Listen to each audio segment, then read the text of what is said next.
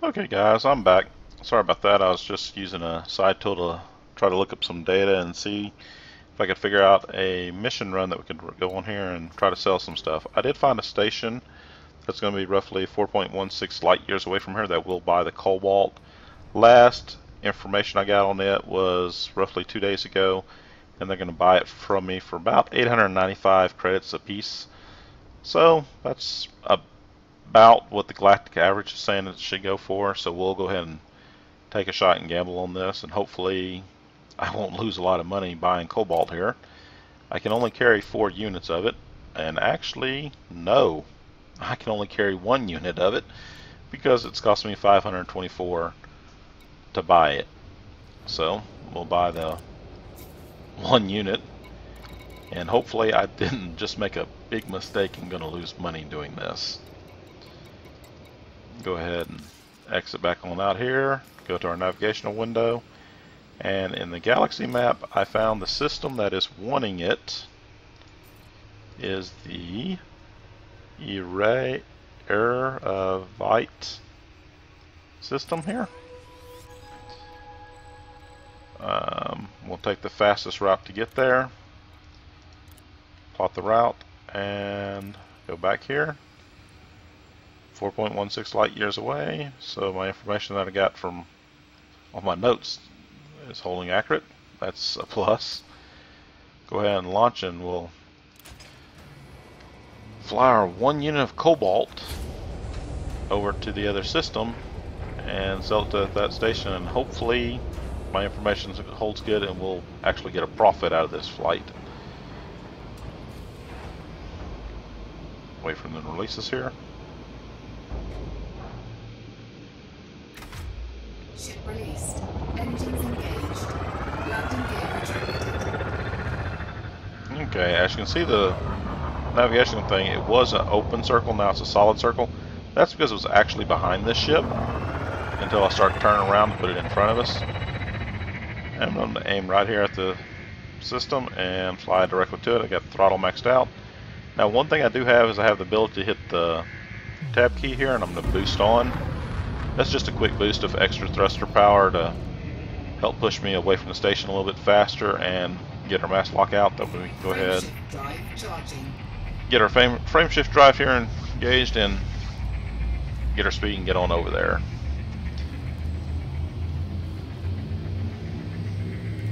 As you can see, this is 4.16 light years, not light seconds. So we're actually going to be going into even a higher level of space travel, which the navigation computer is flying right now. Now when it lets us go this time, instead of us being near a station or aimed at a station, we are actually aiming directly at that system's sun. So I immediately want to turn the ship and steer away from the ship. That way we don't fly into it and overheat our ship. As you can see, our temperature got up to 56, now it's taken down to 53. I'm back down the speed a little bit because now we need to find our station that we're flying to, and it is the Cleve Hub. There it is. Lock our destination on that. As you can see, we got an open circle again, so I'm gonna rotate the ship up slowly, eventually bring that station into view in front of us, and looky there, we're pretty much dead on for our speed to arrive there shortly. We've already got our distance indicator on the left slowly ticking down. There's our speed coming down right there. And once they both enter their little blue zones there, it'll allow us to drop out of drive. Now if we hit the button and try to drop right now, it will let us do that, but normally because you're too fast, your ship's going to take damage trying to come out of frame shift drive at this speed. It's better to slow your ship down a little bit and drop at a proper speed level that your ship's designed to handle the drop when you disengage the drive.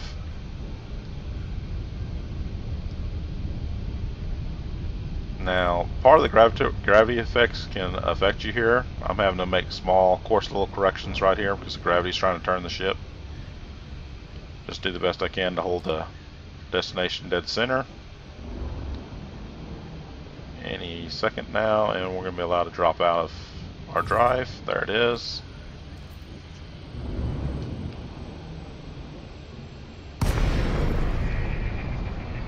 And this is what they call a hub station.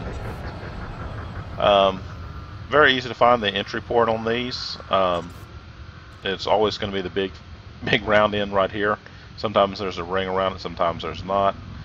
But we're going to fly over here to the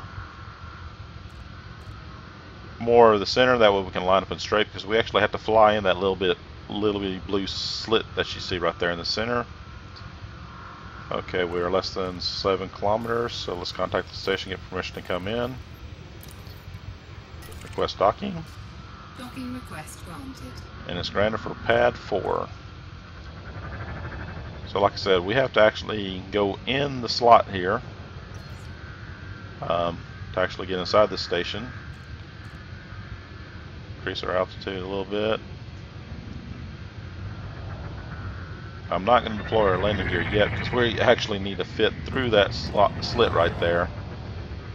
The good thing is the starter ship is considered a small class ship, so it's a lot easier to learn to do this with a smaller ship. The ships get bigger, and some of the larger ships I have heard, I've not owned one yet, it's quite hard to get in these holes. You have to do it just perfect. Slow our speed down. Should have been slowing down before that. Now that we're in, our little mini compass is going to tell us the blue dots above us, which, as you can see, 04 upside down right there. So we're going to rotate our ship around here, because obviously our landing pad's always going to be under us. And we'll just slow the guide to it. Now, as you can see, there is a timer ticking right next to it. I got 8 minutes and 52 seconds to land. If you do not make it, I've been told the station will not let you land there no more, because you've lost your pad. They'll designate it to someone else, and you actually have to leave the whole station and come all the way back in to do this again. So you actually want to get, from the time you request, you want to get in here to land. Once you're landed, the timer goes away, there's no problems. But from the time you request, they give you permission, you are on a timer to get in here and land on your pad. Oops, don't want to flip the ship now. Okay, I'm a little bit off. Need to slide over to the right a little bit. Forward just a tad. And then just slowly bring it down. As you can see a pretty good view of your ship as it's coming down. You can see where it's aimed. Based on your angle, the dot will slide around just a tad bit. Docking successful. Engines disengaged. Just a little bit of practice and no problem. This time I actually, instead of going down inside the hangar itself, I'm going to sit right here on top of the dock and do our little service here. Let's see what they've got for us. It's going to cost me 13 to refuel. Go down to our market. Find our piece of cobalt we have. And say, please, please, please. Yes, they're buying it at $8.95. Which means we're going to get a profit of $371 for that, just that one piece of cobalt we brought over here. So at least we made money, and we're not losing money just flying our ship around. Exit the market because I saw a couple extra windows that we hadn't seen before. Mainly, this new one that we have here is the mutants. I've never dealt with this. I'm not 100% sure what this is about yet.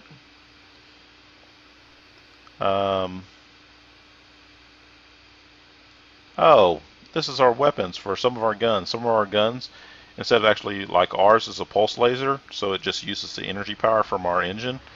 Some of the ones need rockets and other ammunition for you to shoot, and this is where you would buy your ammunition. The other new one we have down right here is the shipyard itself. Some stations itself will allow you to buy new ships. They will sell us a Sidewinder, which we currently already own, so there's no sense of me buying that, another one of those. They have 9 total different ships here in the shipyard. We have none in storage, means we don't have any other ships in storage, and our ship locations, because we don't have any other ships except the one we're in. is still a 0. So here's pretty much an overview again. You know, the top speed, the boost of the Sidewinder itself. The next ship they have available is the Eagle, which compared to our current ship, as you can see, its top speed, its boost, maneuverability, everything on that is blue, which means it's better than our current ship. Its armor, though, is weaker. So its actual hull shield is thinner.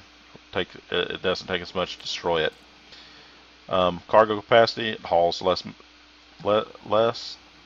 Hard points, it has 1 utility mount and 3 small hard points. I think the hard points are where we actually mount our weapons to.